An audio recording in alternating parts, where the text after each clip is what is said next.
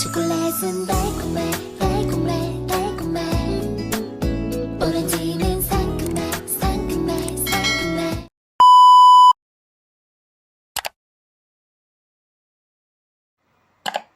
Tinatanong ni Madam Josephine kung talagang normal lang yung daily life na 1 hour lang. Ang sagot ko is yes. Normal lang yan sa mga baguhan. Dahil kapag bagong sign up ka, diba, may 10,000 points and 1 week. After that,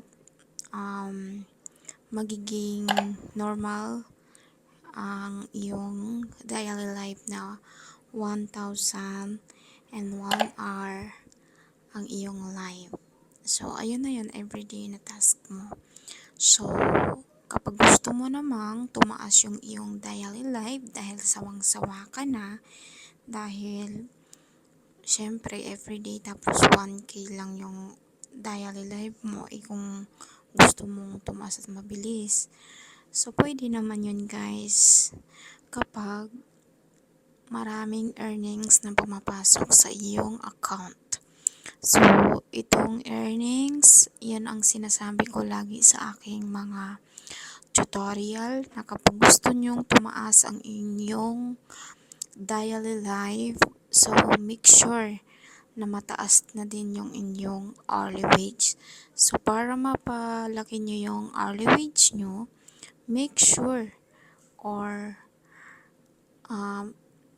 siguraduhin nyo na laging may earnings everyday na pumapasok sa inyo. Kung masiksikat naman kayo or masipag kayo makipaggambulan or what para lumaki yung earnings nyo.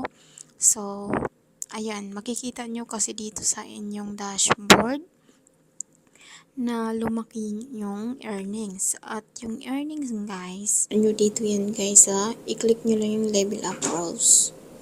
So, ayan, guys. Diyan yung mga katanungan nyo na gusto nyo masagot. So, ayan yung sinasabi ko, guys.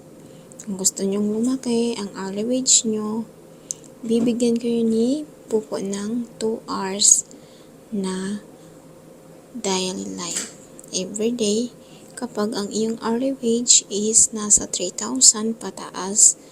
Mag-iba-iba din yung hours ng inyong life, yung daily life nyo, kasi bawat earnings na pinapasok nyo kay Popo is may kapalit din na daily life.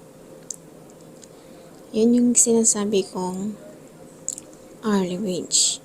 So, ang earnings nakadepende.